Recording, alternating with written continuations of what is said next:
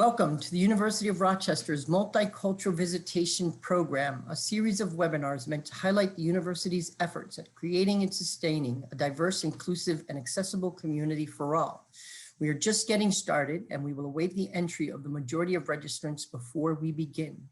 Tonight's topic is the first generation student experience at Rochester. What kind of support does the University of Rochester provide for students who are the first in their families to pursue a college degree? We are joined by staff from the David T. Kern Center, academic home to first generation college students, parent and family relations, and the first generation students and families committee to learn about what services and supports we offer. We are also joined by University of Rochester students who will discuss their experiences as a first generation college student at the university. Presentations will be followed by question and answer session. By the end of our time together, you will have contact information from our university presenters and students.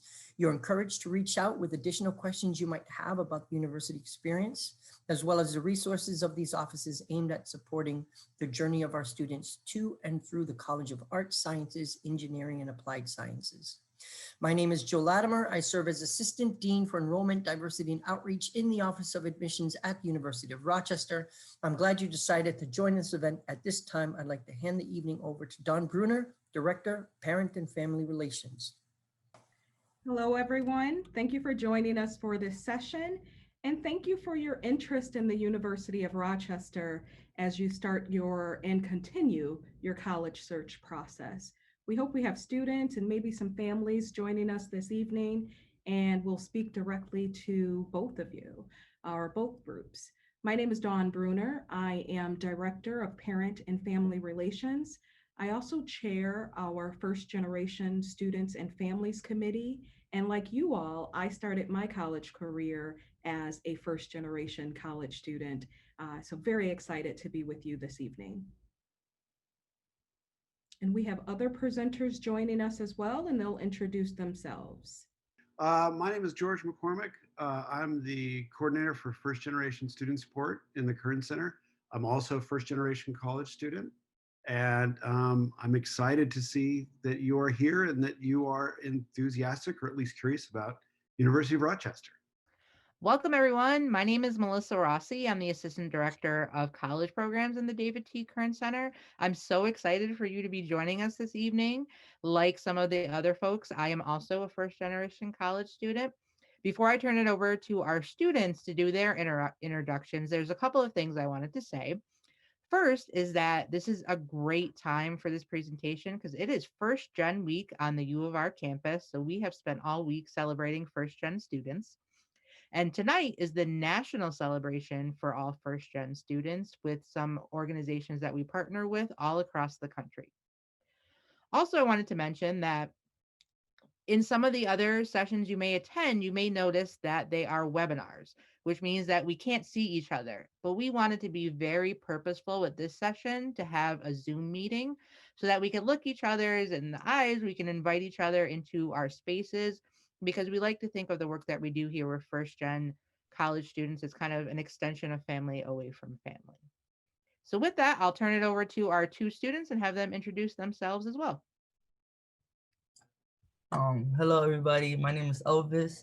I am a first generation Dominican student, and I am a sophomore here at the University of Rochester. I'm happy to be here with you guys. If you have any questions, don't be afraid to reach out or ask them. We're here to provide you guys with information. Hi guys, I'm also a first generation student. I'm a junior majoring in political science, and I'm from the Bronx. If you guys have any questions, please feel free and just ask. Thank you, Abby and Elvis. I appreciate that. Thank you, everyone, for introducing yourselves. Let's talk a little bit about those questions and how you might ask them. You'll notice that we have a chat feature. At any time during the presentation, you can put your questions in the chat. But because we're also doing a Zoom meeting and not a webinar, you can unmute yourself and ask the question. So please feel free to stop us if you hear something that you're curious about or you want to ask more about. We will have Q&A at the end, but you have the ability to unmute yourselves and ask us things. If you have the ability to turn on your camera so that we can see you, that would be great as well. But to kick off the session, we wanted you to use the chat feature to answer these questions. So when you think about your first year in college, hopefully here with us at the University of Rochester, what are you most excited about? What are you most nervous about? And what is your biggest question? What are you most curious about? So if you want to use the chat feature and put some of those in the chat, we'd be happy to start our discussion. And with that, I'm going to turn it over to Dawn. Thank you, Melissa. I wanted to start by just sharing a little bit about my office, Parent and Family Relations. This office exists to help parents understand and support the student experience, learning, and growth. We provide support and assist in orienting families of our students within the college, and we serve as a resource for families throughout their students' undergraduate career. It's our goal that as members of the University of Rochester community, families feel informed, valued, and respected. There's two important pieces there because when we have students, we see students as a part of our community, but their families are very much a part of our community as well. And these resources that we provide to families, I also extend to students and families who are embarking on this search process. We know that as you start your exploration of colleges, it can sometimes feel overwhelming. There's lots of information, and you may have a lot of questions. Please feel free to use all of our offices as resources to help answer those questions throughout your process. So I wanted to start with this quote, and it reads, "Every great dream begins with a dreamer. Always remember that you have within you the strength, the patience, and the passion to reach for the stars and change the world." I think that that's a really timely quote as you think about this very special time that students are having. You're looking ahead to the next stage of your life, and you're filled with all sorts of mixed emotions. I think some of you are sharing those in the chat right now, but it's perfectly normal to and acceptable to have mixed emotions and maybe experience some fear with excitement and some anxiousness and some questions and all of those things. And as much as it's okay to have those feelings, we want you to go back to that place of knowing that within you, you have that strength, you have the passion, you have the patience, and you have the ability to make such an impact. And we hope that you're thinking that way. And when you get overwhelmed, perhaps remind yourself of what you have deep down inside of you that's going to help you succeed and go really far. So I want to talk a little bit about family. And this simple quote that's listed there, family, they will always need you, more of a statement, not a quote. It's kind of a two-way street where, and I'll address students and I'll address families as well, but I also wanted to talk about what we mean by family. Family really represents your support system. And not all of our support systems look the same, and that's okay. So, family might be moms or dads or grandparents, aunties and uncles and sisters, but it may also be that neighbor that took an interest in you many years ago and recognized how special you are. And they've always encouraged you to do your best and be all that you can be in every way that you can. So I just want to remind all of us that when we're talking about families, it doesn't have to look the same for all of us. Your greatest source of support can come from one place, and someone else's may come from another place as well. So keep that in mind as we talk about family. Think of it as your support system. But when we say they will always need you, that's something that's really important to think of from the student perspective. Students, your family, in some cases, may feel anxious about thinking about you going off to college. They may have some questions, they may even have some concerns at times, but it's really important for you to keep your family involved in the process. And what does that look like? That could be talking to them about a deadline that's coming up, considering having a discussion about what do you want to write your personal statement about? What are you writing an essay about? And sharing that with them and drawing them into that experience. That's something that allows them to have a place in your process as you exploring. As a first generation student, sometimes we may, and I remember this from my own experience, feel like we have to do it all on our own or not ask the questions because I'm not sure if my mom knows the answer to this, or I'm not sure if my dad's comfortable talking about that, or my grandma is so busy, I don't know if she has a chance to explore it. But I'm saying give them a chance. Give them a chance to bring them in a little bit to include them into that process. You can also do that by sharing with them what makes you excited about college. So Melissa's question at the very beginning was fantastic. So as you're jotting those things down in the chat, maybe have a conversation with your family later about some of those things that excite you. And then go a step further and have more conversation about what makes you nervous about college. That may seem like a little bit of a scarier conversation to have, but being willing to share those things with your family will allow them to share with you as well. And so then we'll shift over to the family and your support system side.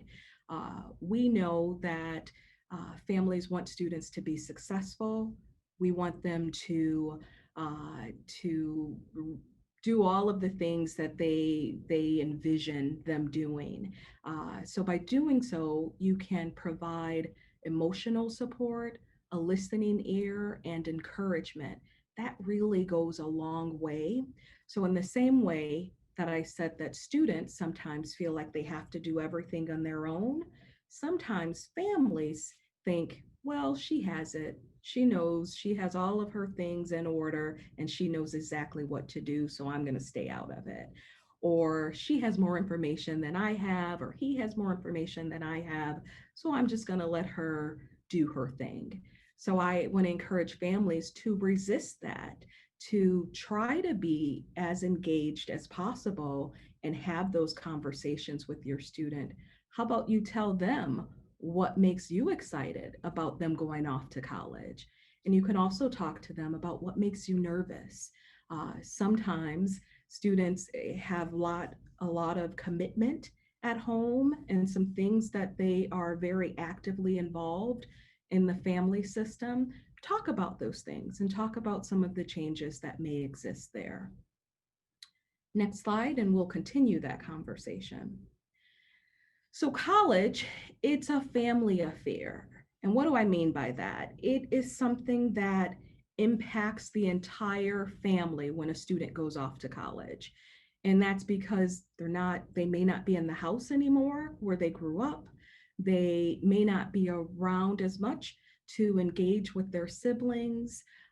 Certainly the student is going to miss their family and the family may miss the student as well. So it's not something that only impacts the student who goes away, but the whole family is affected. So that's something that we want you to be aware of, but don't be afraid of it. We want you to know that, therefore expect and prepare for change. So continuing those discussions, there's some differences between high school and college. You can start those discussions like, what do you think might be different? What do you think will change at home? And what does that look like? Time and availability that students have will certainly change once they arrive at college. But even before that, this year, as they're completing college applications and going through that process of maybe interviewing at different schools and doing their research, they become very consumed with this process. We want you to try to engage with that as much as possible and continue to learn as students are learning as well. So if you haven't heard by now from the last slide and this slide, communication is so very important. We want you to have those discussions about those anxieties, that excitement, even your hopes and fears about what the student is embarking on. But have those open, candid discussions so that you stay connected and your student knows how interested you are in their experience. And for students, your family knows that you don't want to cut them out, that you don't want to draw them out of your experience. And on both sides, remain interested. It's really important to remain connected to what's going on, and perhaps resist that urge that says, well, she has it on her own, or he has it on his own. And for students, resist that urge to say, yeah, my mom's not interested in that, my sister's not interested in that, but draw them in as much as possible. This can be a long process as students explore college and different schools and applications. So I encourage the student and family to stay as informed as possible through the process. Get to know the university. And one easy way of doing that is going to the university's website, exploring. So when we're done here tonight, at some point, you can explore our web pages and learn more about our offices, but you can also research things like academic departments, athletic teams, organizations, so that you really get a sense of the community of the university. Next slide. So when we talk about first generation student support at the University of Rochester, we often use the language of network of support. That means that there is a community here within the University of Rochester that is invested and interested in first generation student success. And I'm going to talk about a couple of things there. First, one component is the First Generation Students and Families Committee. This committee is made up of many offices and departments around campus, who some of those individuals who represent those offices were first generation students themselves, but all of us who are a part of that committee are interested in supporting the student experience. We offer support in various ways through our office, through connections with students and organizations. And I just want to name the offices that are a part of the First Generation Students and Families Committee. So Parent and Family Relations, the Kern Center, which you're going to hear from in depth momentarily, the Office of Minority Student Affairs, the College Center for Advising Services, the Green Center, which is our career center. The Center for Excellence in Teaching and Learning provides lots of support academically and organizationally for students. Financial aid, the Hagem School of Engineering, student activities, residential life, orientation. And I wanted to take time to really name those offices so that you understand that that network of support is large. And those folks are invested in supporting the success of students and engaging with families and answering questions. And that's something that's really important. We do have a First Gen website as well, connected to Parent and Family Relations, and that's what's linked there. But initiatives from the committee have also included welcome events and webinars as well. So part of our role is also discussing and supporting the student experience, but we've also provided some education to the university community so that they understand who first generation students are and the strength that you have and the asset that you are to our university. The first one, Campus Campaign, is a visual way that members of the university community show that they support first gen students. So that first image that you see at the top there is an image that really shows that you will see on campus on office doors, laptop covers, backpacks, all throughout campus, of individuals who say, yes, I was a first generation student myself, or I'm a current first generation student, or maybe they weren't first gen students, but they support first generation students. And that's one representation that we have on campus. Melissa mentioned that we are in the midst of First Gen Week. So I'm really excited too that this first MVP session is happening on this day. We also have celebrated our first generation seniors as they are leaving campus and embarking on the next stage of their journey. And something else that we're really proud of is that the University of Rochester was named a first gen forward institution. So what that means that among other institutions in the United States, we were one of those institutions who were recognized for our first generation programming, our support for students, as well as the collective support that we continue to provide for first generation students and families. So I'm going to stop there and let Kearns start, and then we will continue to answer questions. Thank you. Thank you, Don, and thank you, everyone. So we are the David T. Kern Center. We're the academic home to first generation college students, and I'll talk a little bit more about what that means. But we're going to do a little quick and dirty Kearns 101, first gen for the win. So our mission, the mission of the Kern Center is to transform lives through educational opportunity. And you may be asking, well, what exactly does that mean? We support first generation college students. We also support students from low income backgrounds. We support minoritized students through a variety of different programs and services that we're going to talk about more in depth. We remove any obstacles in your way of attaining your educational, personal, and professional goals. Here's our logo. Actually, one of the giveaways that we're doing for First Gen Week, we have some t-shirts with that logo on it, and students are stopping by the center and writing notes of thanks and picking up a t-shirt and a goodie bag for midterms and finals. I'm going to throw it over to George, and he's going to talk a little bit about some of the services that we offer through the center. Okay, thanks, Melissa. And again, thanks for everybody for showing up tonight. We appreciate it. So the services that we offer in the center are, we have long-term services and kind of short-term services. So we do a lot of different things. I'm just going to go through a few of them right now. Okay.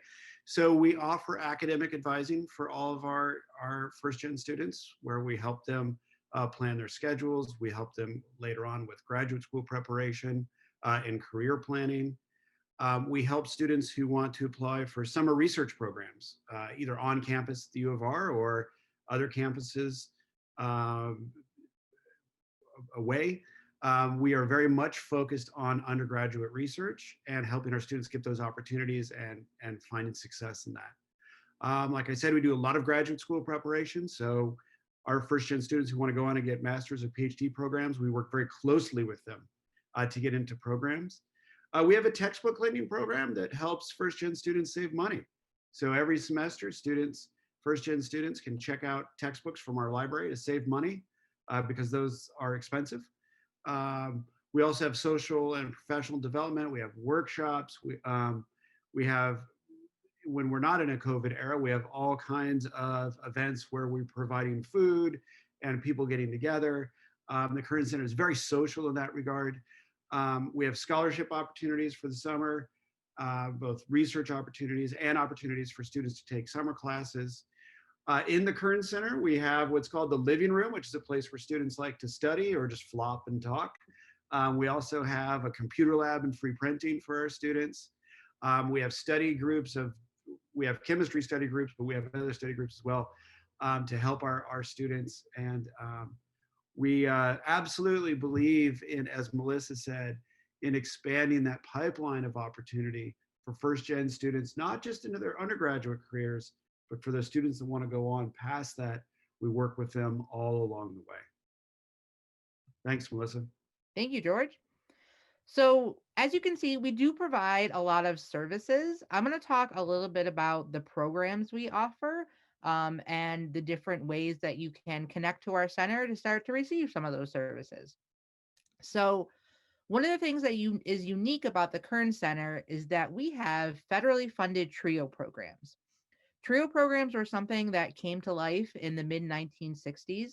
They are specifically to support first-gen students from low-income backgrounds. We have two TRIO programs. One is the Ronald E. Mcnair Post-Baccalaureate Achievement Program. We've had this program for 28 years. It's our longest standing program. We've been funded continuously. Through that grant, we support first gen, low income, or underrepresented students who want to pursue a PhD.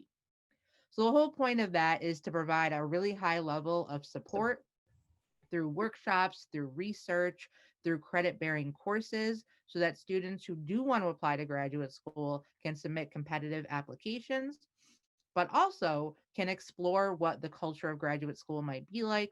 We go to conferences to present. We go to different graduate programs to visit and connect with faculty. That usually is something that students apply to as sophomores. So maybe not right now transitioning in, but it's one of the programs that we offer. Just recently, we were awarded another federally funded TRIO grant, Student Support Services Program. That program is for incoming first year students. It serves first years through seniors. And again, it's just a way to connect you to our program so that we can deliver some of those services that George talked about. I don't know if anybody in high school was part of an Upward Bound Math Science, or an educational talent search program, but if that sounds familiar, it's all part of the TRIO family. I know in the chat, people were talking about research and research opportunities. In addition to the Mcnair program, we also help departments facilitate National Science Foundation sponsored REU programs. REU stands for Research Opportunity Experience for Undergraduates. So if you're interested maybe in doing something in data science or doing something in photonics, you can apply to these programs and they support you with a significant faculty mentored research experience over the summer. In addition to providing summer scholarships for classes, which we do as much as we can for students who maybe got off track a little bit in their program of study and who need to catch up or stay on track, we offer the Kern Summer Research Scholars Program, so that if you are connected with a faculty member doing research, we can loop you into our wider network of support for what we do over the summer. And finally, I want to talk the most about our Kern Scholars Program. This program is specifically for incoming first year students. It's a way to connect you with our center and our services. It's kind of like an onboarding program. So if you come to the U of R and if you're like, hey, I remember Melissa talking about this Kern Center place and I really want to connect to them and connect to their services, you're going to receive a lot of information from us about the Kern Scholars Program and how you might join. Speaking of how you might join, I want to talk for 1 second about that. It's very easy to become a Kern Scholar. Essentially, all you need to do is register for a 1 credit bearing course, CASC 145. I know that doesn't mean anything right now, but it's called Navigating the Academy. And I want to talk a little bit about what that course is. It's about an 8-week long course. It's seminar style, so it's not a lecture. We're all sitting together discussing different topics. We're providing a space for students to talk about their shared experiences on campus as first generation college students. So we listen to speakers, we do readings, we have discussions, activities, all helping students transition into college life, but also to connect you with a broader network of scholars, a broader network of student organizations, so that again, you can kind of grow your family away from family on our campus. So that's a little snapshot of the Kern Center. I think we purposely wanted to make this presentation as short as possible so that we could open it up to all the questions you may have. I'm going to stop sharing my screen for a moment. So this is our time for questions.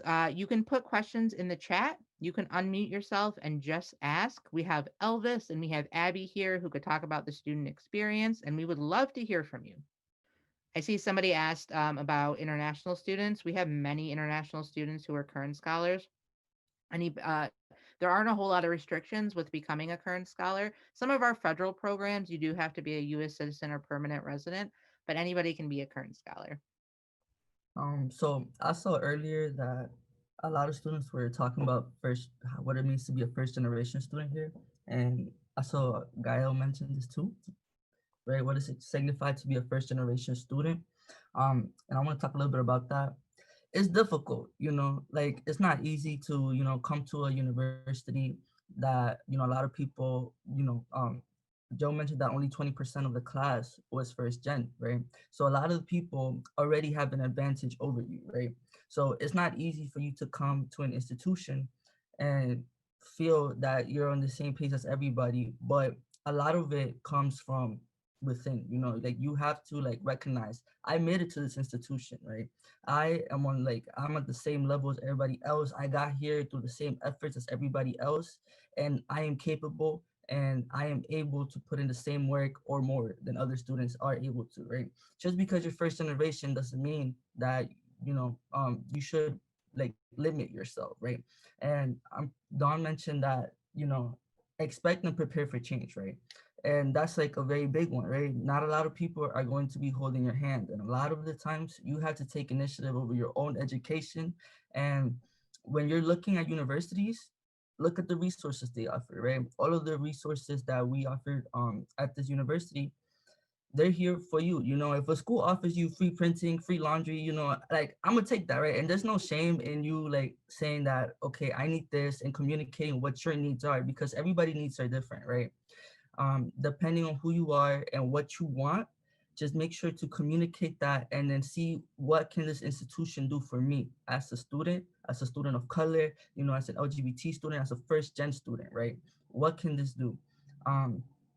And yeah, I don't know if you guys have any more like specific questions. Um, Free laundry, yeah, we got free laundry. But yeah. Oh, like one thing that like I wanted to add also is that like being a first generation student isn't easy, like especially like being in the PWI. But then again, like U of R like offers like a lot of resources to help guide you through it, especially like the Kern Center. For example, like textbooks are really expensive, especially like if you're pre-med. Like a textbook can be from $200 to $300, and that's for one class. And like you're gonna be taking like 4 classes, so like just like imagine that's like almost 1,200 for just like one semester. So like you can go to the current center and like you can like rent out a textbook for the semester for free and everything. And also like certain classes are really difficult. For example, like chemistry is like a really like hard class, especially like being like a first gen student. And like if you went to a school that like didn't really have like as much resources and like didn't help you with like courses like that, like like coming to U of R and like taking chemistry is going to be a challenge. But like we do have like study groups and stuff like that that like really like helps you and stuff like that. So like even though like you're not, so even though you come and like it's challenging, it's like, like we kind of help you and guide you throughout the way. Yeah. Thank you, Elvis and Abigail. Those are such important points. You all bring so much strength to this already with your resilience and your grit and getting to this point. And Elvis is right. You are here because you belong here, and we can't wait to welcome you on our campus. Hello. So my question was, do first generation and like minority students tend to stick together once they like are in college, or do you find that it's like kind of easy to mingle between the different like diverse body? Do you understand what I'm saying? Yeah, I mean, I would love to start off with answering. I think what is wonderful about our campus and about college in general is that you're coming into a new environment, and there's so much opportunity for you to meet so many different people. People who have similar experiences than you, different experiences, to join a student organization that you never thought about before. Maybe you're like, hey, I don't know, I never thought about being in the archery club, or but you get to push your boundaries a little bit. So it's all about the community that you build and you make. So maybe at some times you want to feel comfortable and stay around people who've had similar experiences and backgrounds, and other times you want to explore different opportunities. But no matter which way you want to go, you'll have an opportunity to connect with that at the U of R. Does that make sense? I feel like I was rambling a little bit there. Students Yeah, Annette.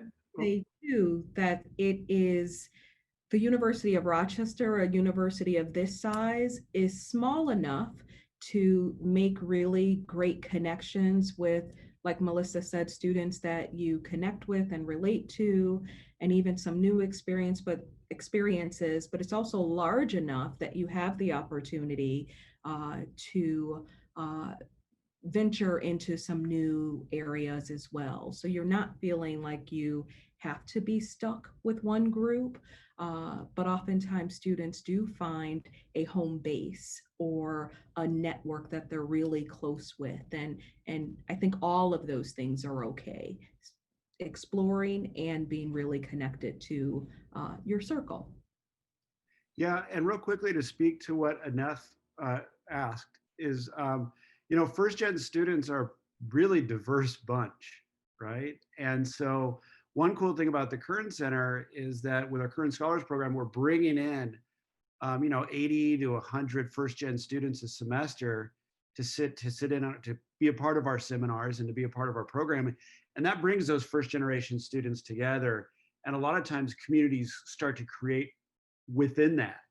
And what's interesting about those first gen students, it's a very, very diverse bunch. We have international students, we have students from all over the country, from various backgrounds, but just sharing that first gen experience um, creates a commonality among our students, which is very, very strong, where immediately you have that in common with somebody else. And I think that's a very, very powerful thing. And the fact that that commonality is celebrated on our campus, right, is very, very powerful. I had one thing to add. So like in the chat, like Nia was talking about like her concern with diversity at U of R. And so like I'm from the Bronx, like born and raised there. And like so like living in the Bronx, like I've only seen like people who look like me and stuff like that. So like coming to U of R was like a challenge, and like adjusting to that was a challenge. But my advice would be like to like join different organizations, because at the U of R we have the Black Students Union, we have Caribbean Students Association, we have African Students Association, we have one for Hispanics. There's like a whole bunch. So it's like once you come here and like once you pick one of those like orgs to like join, or you could join multiple, it's like you kind of like fit in, like you make friends easier. So like even though like the U of R isn't as diverse, it's like once like you make those friends, like you don't really like feel it. I don't know, like you don't really like feel it like that. Yeah. Yeah, and in addition to that, I feel like the diverse community here at the U of R, like we stick together, right? We're going to be like each other's biggest support groups. Not only within your year, the upperclassmen are always there to support you, right? I had a mentor who was a senior, and I was a first year last year, right? So we all tend to stick together, and like Abigail said, like join clubs, right? That's like the first thing, right? Put yourself out there and to meet people, right? Because that's like one of the like be comfortable being uncomfortable type situation, right? So put yourself out there, join these clubs, and once you join these clubs, you will find like a sense of community, right? Like I go to like all the club meetings that I can, and people just know me, I be walking like down the hall and they're like, oh my god, Elvis, how are you? And I'm like, yo, what's up? So it's really nice to find that sense of community here at the University of Rochester. And I personally, before I wanted to go to a smaller university, but I found out that because we are first gen and because we are, minority students, going to a smaller school, you will feel more isolated, right? Because the community of diverse students at this university is already small enough, but it's not small enough to the point where you will feel lonely. People are always going to be there to support you. You will always, go to lunch with somebody and, talk about the project or whatever. And like each other, like you guys will use each other as your support system. So make sure you tap in. Ellis, there's a question in the chat for you. Someone wanted to know more about the Latin organizations at the U of R. Oh, okay, cool. So I'm part of SALSA, which is the Spanish and Latino Students Association, I think, right? And we have a subgroup called Salsita. So when I was in my first year, I became president of Salsita, and then I became the business manager the next semester. So there's a lot of opportunity for leadership within these groups. But we do have a lot of opportunity for you to feel, I guess like, like feel your culture here on campus, right? It's been very difficult this year because of COVID and everything that's going on, but we try to make the best out of it, right? We usually have like an annual dinner, like Salsa hosts an annual dinner, and I was the host for that, a little plug, but we made the best out of it, right? We had performance groups come in, we had salseros, we have a salsa dancing team, we also have the Puerto Rican Students Association. If you're an engineer, we have SHEP, which is the Society of Hispanic Engineers, and you just always feel like you will see other Hispanics, right? And then you will also find, you know, that comfort within like some Hispanic faculty, right? I've had like teachers from Peru, right? I talk to Melissa sometimes, right?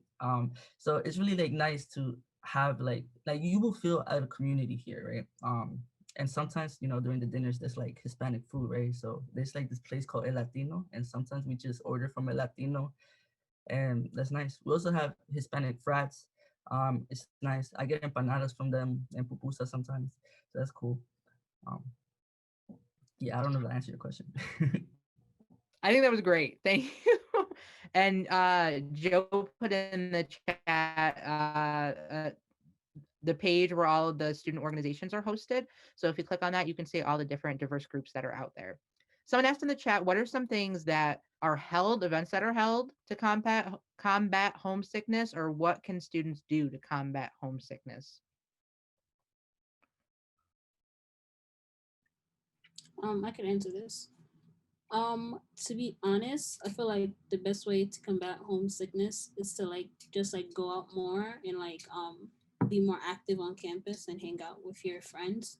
So like I know like the Kern Center, when it be like when it's almost like the end of the semester, like they usually like order pizza or like other types of food because like, you know, like during the end of the semester, like a lot of people like get like low on their declining, like on their meal plan. So like just going to those events. BSU, the Black Students Union, we have a Kwanzaa dinner every year. Um, like we have food. There's like different performances from different orgs. So like just going to like events like that really like helps combat homesickness because like if you're in your room all day, like it's like it becomes like really easy for you to become homesick and like want to go home. But it's like if you're more active and like if you go to events and stuff like that, it's gonna be really hard for you to become homesick. And even if you are homesick, like it's like you can talk to your friends because you're probably not the only one on the same boat. Yeah, go ahead, Don.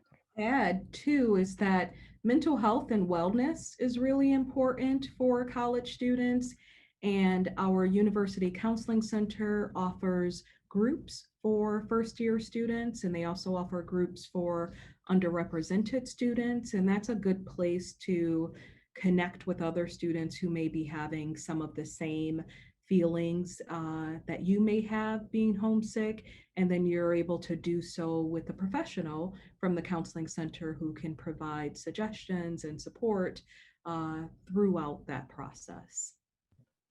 Yeah, that's a great point, Dawn. I think part of what we try to do in the CAS 145, that seminar, is to normalize some of the experiences that people are having because everyone has homesickness at some point in their college career.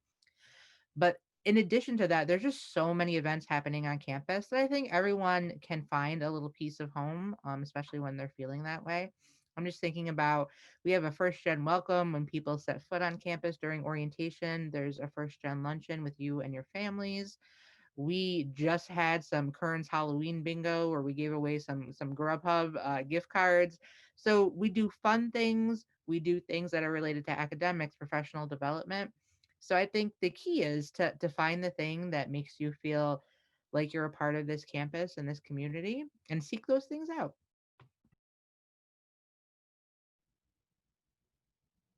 I see a question in the chat that asks, are there any organizations in U of R for students who are mixed or biracial? And I don't know of an organization that exists already, but one thing I will say is that this is we have 200 plus organizations on campus. And when students don't find the one that they're looking for, they are encouraged to create it. And so if that's something that you're interested in and you can get other students who are interested and share that same desire to form that organization, you can develop that on campus. And in fact, that is exactly how the First Gen Society started. There was an interested student who said, why don't we have a first generation student organization? And he put his feet to work and his gathering skills and got other students interested. And now we have the First Gen Society, which is in its third or fourth year. Yes. So maybe we don't have it now, but you can certainly create it.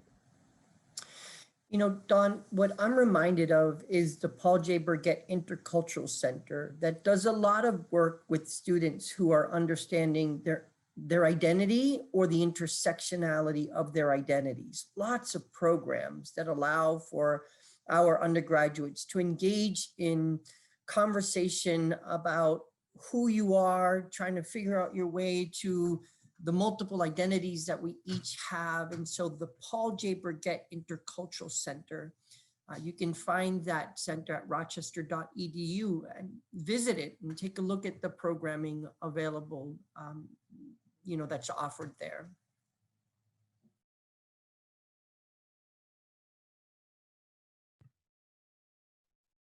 Other questions in the chat, or if you just want to unmute yourself, we'd be happy to answer. Oh, like one more thing.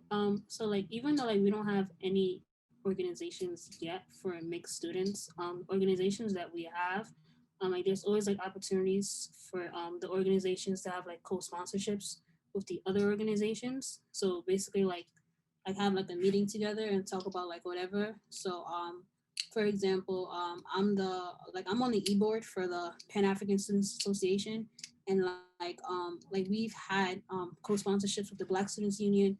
We've had co-sponsorships with salsa, soca, there's there's like a bunch of like opportunities for you guys to like co-sponsorship with other organizations, even though like there isn't a specific like org for biracial students.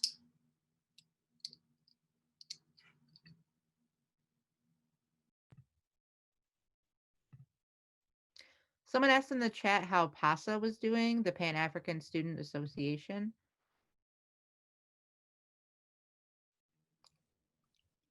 Oh, like the kind of events we're doing now, or like, or with the awareness of some things going on in Africa. I wasn't sure which way the question was going. So like we've had a protest last week regarding like Africa is bleeding. So like during that protest, like a bunch of students basically like shared their experiences of like SARS in Nigeria and like other things that are happening in the African continent. And last week we had another demonstration with it was with BSU, SOCA, DLH, the Douglas Leadership House, and like we basically had like another demonstration, like just like raising awareness of like everything that's going on around the world relating to people of color.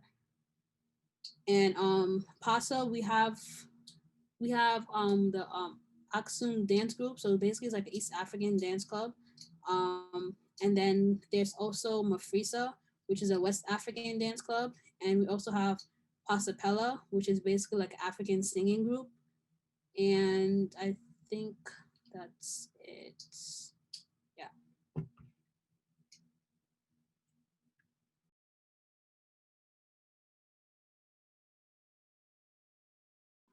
Well, this isn't exactly on topic, but what's like kind of a fun tradition about you of ours? Something like, when some colleges are like, you can't step here, if not, you'll not graduate in 4 years, or things like that. Yes, we have those. I don't know if anybody wants to speak to it, but we do have a clock tower kind of by our Wilson, our student union, Wilson Commons. And the folklore is that if you walk between the tower, that you won't graduate. So you got to walk around it, almost like don't split the pole kind of thing. But that is definitely one of our folklores that people hear about immediately when they get to campus. Don't walk through that clock tower. You could see it in Joe's background if you look closer. I think another thing that is really special to the U of R is our Rochester Traditions. And oftentimes those are centered around weekends, on a particular weekends on campus. So we have Yellow Jacket Weekend, which is at the beginning of the academic year, with lots of activities on campus, outside, inside, this year via Zoom as well. Meliora Weekend is a weekend that I often call our everything weekend. It is family weekend, alumni weekend, everything wrapped up in one opportunity for students to engage with the university community and alums and various programming as well. And then there's Winterfest Weekend, especially for folks who are new to Rochester and new to the cold. We celebrate the snow.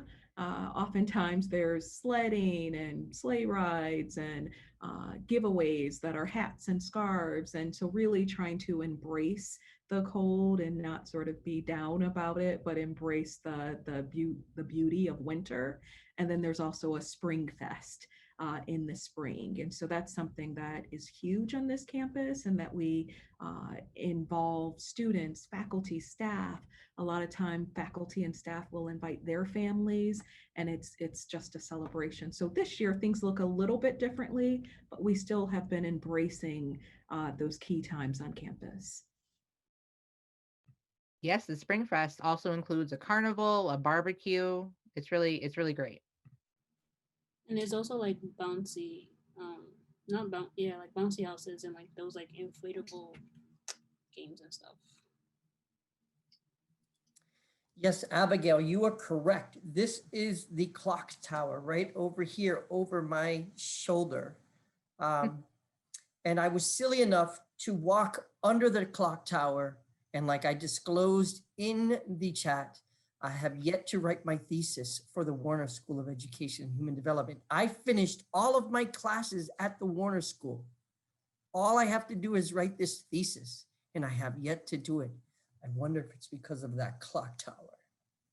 Silly me. Maybe I need to go in and reverse it, do it backwards, right? Walk in and, yeah. Something else that is really cool that I wanted to mention, at 2 times during the year, you're able to go up to the top of our library. So the Rusheries Library, it's really iconic. The tower of it lights up. If folks fly here, you can sometimes see it when you're flying over. But twice a year, you can go up to that tower and walk outside so that you can look out on the entire quad. One of them is Halloween. They do like a spooky tour. All right, it looks like we have another question in the chat. Asking about programs on campus for Middle Eastern or Arab students. I know we have a club. It's called Sadaka, which is like Student Association for the Development of Arab Culture, something like that. But I just know that they host their events. They've had like movie nights where they bring awareness to a lot of the topics that are going on in the Middle East. And I know one time they were showing a Palestinian movie, and I went and I watched it, and it was pretty chill. And I'm not sure about what other events they have, but I know they have like weekly GIMs. They often meet together. So there is like a club dedicated, the Muslim Student Association. I guess we have that too. But yeah. All right, we have a question about COVID. Now that we're in kind of the midst of the pandemic, how that has been affecting students who live on campus. I don't know who wants to take that. I'll take it. So like one thing that the university has been doing is that if you choose to live on campus, before you come, you have to get tested. And they also do random testing. So like they select 400 students a week and they just test you. So if you like there's hand sanitizers everywhere, hand sanitizer dispensers everywhere. Free masks are also given out. There's also wipes at the libraries and like most locations also. And like most of the classes are virtual, some are in person. So like I have 2 classes that are in person, but my second class is in person. It's kind of like if you go one day, you can't go the next the other day. And yeah. Yeah, thank you, Abigail. Testing, social distancing, no large gatherings on campus, all virtual classes, all of those things are put in place to, I think, keep everybody safe and protect everyone. We've actually had a very, very low number of cases, of positive cases of COVID. I think also, I'm sorry, I totally lost my train of thought. I was going to say something else that that we've been doing, but it just kind of flew away. But we also, I think, have been mindful of having events for students in a safe way to get folks out of their room if they don't have an opportunity to do so and interact. I have first year advisees who I talk to fairly regularly, and they actually hadn't have any issues like making social interactions, going and connecting to people outside of their dorms. But, I will add in just being candid that it is an adjustment. Most students did not plan to start their college experience this way or have a shift in how college looked for them. And so students are adjusting to that. And from an administrative perspective, we are encouraging students to tap into resources. Those resources have been increased at the counseling center, the testing through the health service, but just keeping resources available so that students can get some support if they are feeling isolated, because in some cases they do spend more time in their room than they normally would. And so helping them to explore some ways of finding opportunities to engage and being willing to explore some different things as well. Oh, we had a question about if there's any organizations for African students. So like I'm the event and program manager for the Pan African Students Association. I'm also from Ghana, and we do have like a bunch of events. So we have fall art case and fall showcase in the fall. So basically, like we have Mafrisa, which is a West African dance group. They come and dance. We have Pasapella, they sing. We have Aksum, East African dance group, they sing. We have No Disclaimers, which is a step group. They also come and perform. And then in the spring, we have Africanza, which is like a fashion show. We have a bunch of stuff. We have food and a whole bunch of other stuff. We have an Instagram page, and I could type in the chat if you want to like look at the Instagram page and like see what we have. And yeah. There's never too many questions. I see a couple came in the chat. Melissa, if I can just Go say ahead. something here, Yeah. Our former Dean of Admissions and Financial Aid, Jonathan Burgett, made it a major responsibility to ensure that students from the continent of Africa made their way to the University of Rochester. And at one point in time, the African Leadership Academy in South Africa was the third largest school that was feeding students to the University of Rochester. I mean, the reason why we have organizations like PASA on campus, such a diverse student body, is that we were recruiting actively all over the country and all over the world. And so we're fortunate, to be able to have resources at the university to be able to recruit and, support students as they navigate their way to and through the university.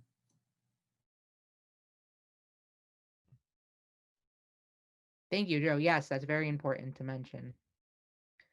So we have lots of questions. We have questions about meal plans. We have questions about choosing your dorm. We'll try to answer them as best we can. Meal plans are required for first-year students who are living on campus.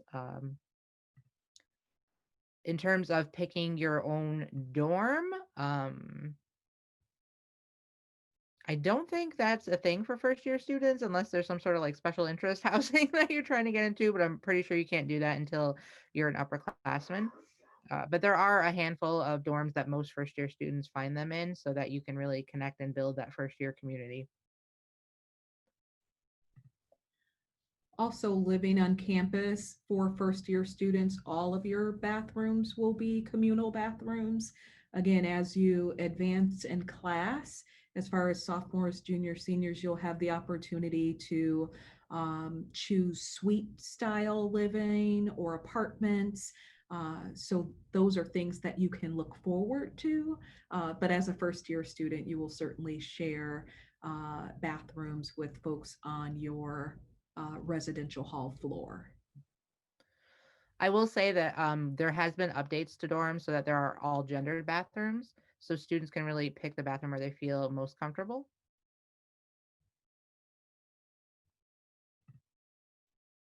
Sorry, I feel like I'm falling behind in the chat. Someone asked about painting organizations.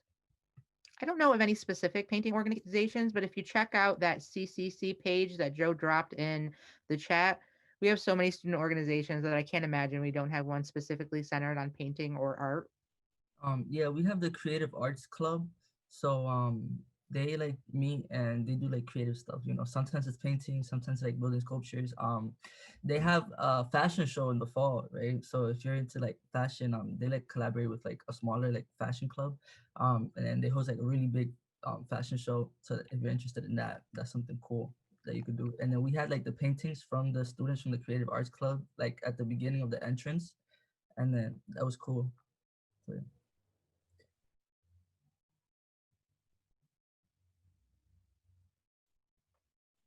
I don't know if there's other things in the chat that I'm missing, but if you did have a question that isn't answered, please feel free to throw it out there.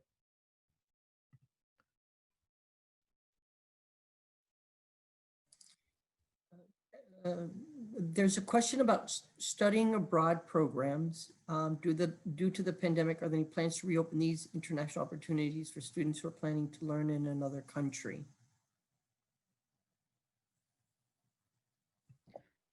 Go ahead, Don. I think that continues to be determined as of right now. Study abroad in general is suspended. I think they're looking at some individual cases to see if there's an opportunity, but because we are in a pandemic, it's hard to answer that question or know exactly when things will shift back. But we've had plenty of first generation students study abroad. There's some scholarships that they're also have the opportunity to utilize to assist with that. We encourage all students, especially first gen students, to study abroad and to have that experience. I would say that is one of my biggest regrets from my undergraduate experience, that I did not study abroad. So I encourage first gen students to do it whenever possible.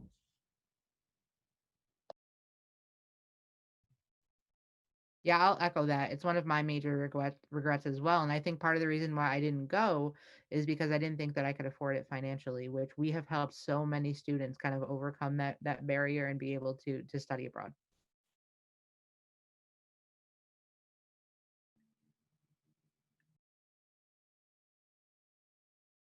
I'll just say, I think that speaks to openness and being willing to learn new information. At the time of as an undergraduate student, for me, it was just not something that I saw for me. Somehow when those discussions or flyers went around, they were talking to everyone else except for me. So we know that that's not true, but at that time, I think that was my headspace. And I share that with you to be really frank and honest, so that you don't have that same experience and you be open to going for an information session, setting up an appointment with the study abroad office, and really tap into what that opportunity and growing experience could be for you.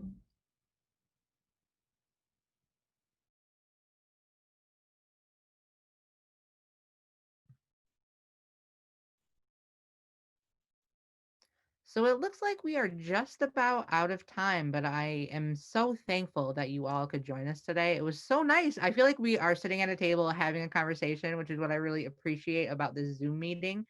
So I want to say thank you to everyone who attended. Joe, I don't know if you want to talk more about if this presentation will be posted. I know that we're recording just to give people some next steps, but we'll also share our contact information. We can drop it in the chat. Yes, thank you, Melissa, Don, George, Elvis, Abigail, for your time this evening. This has been great, Melissa. I'm glad that you recommended this format. It is much better than a webinar. It does feel like we're, around this cozy space, just getting the opportunity to get to know one another. And one of the things that I've learned about my colleagues this evening is that like them, I am too a first generation college student. Shana Anthony, who's with us, who's also from the Office of Admissions, is also first generation. How amazing it is that here we are as former first generation college students working at a place like the University of Rochester. And I too didn't take advantage of studying abroad, right? All of these resources available to first generation students didn't really exist when I navigated college. And so we're so thankful that, places like the University of Rochester have made it their business to ensure that students who arrive have the resources and the support structure in order to be able to navigate successfully. There are additional multicultural visitation program webinars available. I put the link in the chat feature for you to be able to understand future opportunities to learn more about the manner in which we, build and sustain these inclusive, diverse, and accessible college communities like at the University of Rochester. So if you haven't signed up for additional events, please go ahead and look at the inventory. You do have email addresses of the staff in the chat. I'll add mine. Shayna, if you haven't add yours, if you can add it as well. Shayna and I are available to answer any questions that you have about the admissions, financial aid, and scholarship processes that you're going through on behalf of the university. There was a young person in the room who was asking me about admissions interviews. Those are available for you to sign up for at our website. And so feel free to take advantage of, not only learning more about the University of Rochester by way of these MVP opportunities, but, information sessions and that 30-minute conversation about yourself, your experiences as a first-generation student navigating high school. Please take advantage of having an admissions interview. That gives us the opportunity to learn so much about you. So on that note, if there's anything else that anybody would like to say, we are nearing the conclusion of our time together. Thank you all for being here. We appreciate your time. Let us know how we can continue to support your journey to a place like the University of Rochester. Just reach out.